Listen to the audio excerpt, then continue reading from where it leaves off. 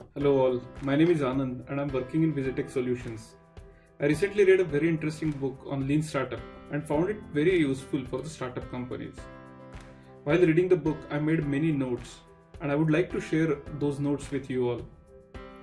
In our company, we have developed over 10 products so far and I wish I had gone through all these key learnings before even I started working on the first product.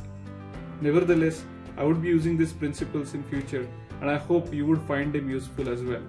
There are total 10 key learnings and let me go through them one by one. Learning number 1.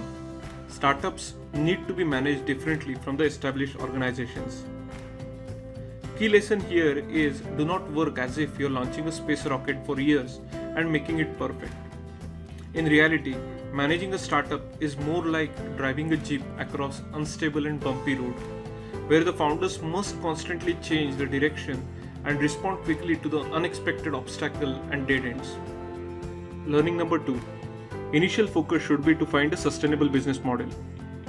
One and only one goal for your startup is to find a sustainable business model, one that works today and can work in future as well. Third learning, which is I think the most important learning out of all these learnings, is use validated learnings to find a sustainable business model. For validated learnings, we need to come up with the hypothesis to find whether certain products will be successful in a given market, and if yes, how. First of all, let us start understanding what exactly is the hypothesis. To get a good idea, let us see a few examples. Once you decide to launch a product, we should test our belief, and some of such beliefs or hypotheses are US consumers will be willing to purchase shoes online. First one. Second one could be Japanese people you would use authentic Indian soaps. Third one could be Facebook young users from California will buy a retro designed sunglasses in summer. So these are just examples of few hypotheses. To quickly close the gap between what we believe and what we know, every founder should formulate and test two fundamental hypotheses. So first one is value hypothesis and second one is growth hypothesis. The value hypothesis assumes that a product will deliver its value to the customer. That is, the early adopters will find this product very useful. The growth hypothesis states that the product will not only appeal to the small group of early adopters but will also find the bigger market later. To understand this hypothesis, look at two examples to see by researching success stories of Facebook and Zappos. Facebook managed to validate both value and growth hypothesis at a very early stage when the social media network had only few users. First of all, the registered users were very active in the network. More than half of them logged at least once a day. Impressive proof for the value hypothesis. So it was very useful to the registered users. Now the second part was Facebook had sensational user activation rate, meaning it gained the market penetration very quickly. In colleges where Facebook had been introduced, 3/4 of all students signed up within 1 month, without the company having to spend a penny on the marketing. So thus the growth hypothesis was also proven with Facebook in a very early stage. Now take an example of the success story of Zappos. It started with a simple hypothesis that people should be willing to buy shoes online. To test this idea, what company did was it took the photographs of the shoes from the shoe store and displayed the photographs in the fake web shop. When the people actually tried to buy shoes online, Zappos saw that there is a hypothesis. This hypothesis was also valid. Let us look at the learning 4. Develop a minimal viable product to test your idea in the market. Many founders spend too much of time working on a product in isolation without knowing whether there are actually any real customers for the product. If you want to create a sustainable business, you must find out as quickly as possible whether there is any demand for your product. The quickest way to get the real customer feedback on your idea is to create a minimal version of your product. This minimal viable product, MVP, should be as simple as possible and should contain only what is needed to give the customer realistic experience of how your product would work. This is just enough to draw useful feedback from them. Learning number 5. Build, measure, learn as fast as possible. Build, measure, learn (BML) should be the top priority of every startup. Every startup has to learn which product to build and how to earn money from that, and this should be a topmost priority for any startup. This can't happen if you are out of touch with the real world. You need to get out there, show your product to customers, gather their feedback, and learn from them. To facilitate this, set up also so-called BML loops. BML signifies the cycle of build, measure, and learn.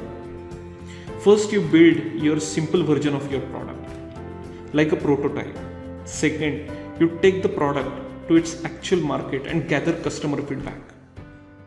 By collecting qualitative and quantitative data from this experiment, you measure the interest in your product. It's important to be very fast here.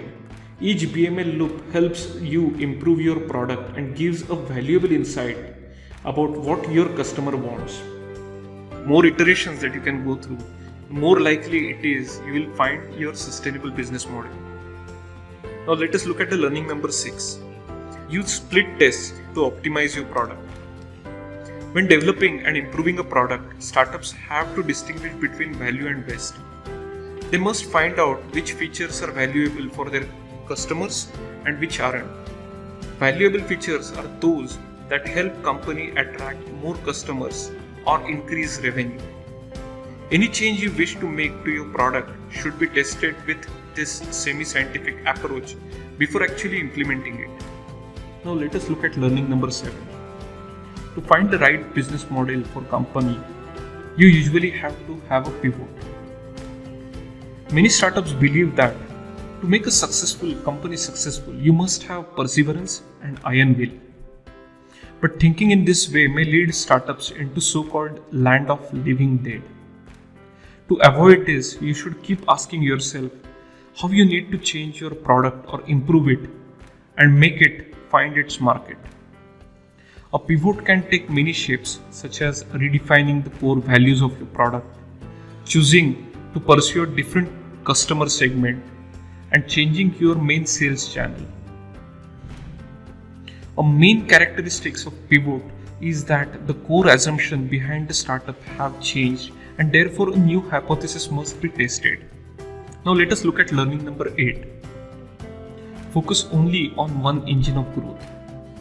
A fundamental part of any business model is an engine of growth that ensures the company does not stagnate.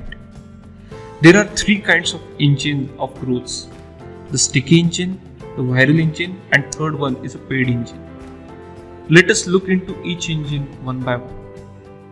The sticky engine. The sticky engine works by retaining existing customers who already generate a constant stream of revenue. The viral engine works by getting existing customers to take care of the company's marketing.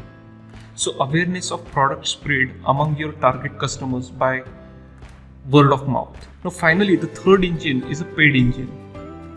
This works by investing into marketing, for example through paid online advertising. In the initial days, every startup should initially focus only on the one engine of growth. Learning number 9 is do not focus on vanity metrics. Take a pause from your business and assess your key metrics and understand the performance of it to see how it is impacting the long-term goal of the metrics. For instance, it may be great to get a lot of media attention, Facebook fans, but never make these mistakes of interpreting these signs as a success. They don't pay your bills, and you shouldn't waste your energy trying to impact such meaningful metrics. Learning number 10. Define your key metrics. So the right core of metrics differ from startup to startup, but often they are the things like increase in number of paying customers, average session length per customer, number of recommendations gathered per 1,000 customers, etc. Each startup has to find its own right metrics to give it a direction and a realistic view of progress. These are the 10 key learnings from the Lean Startup book by Eric Ries. I highly recommend you to read this book to get crux and even deeper insights of learnings I discussed earlier. Thank you for watching this video and I hope you enjoyed watching the video as much as I enjoyed preparing it. If you think this is useful, please subscribe to our channel and share with your friends whom you think this video will be useful. Thank you.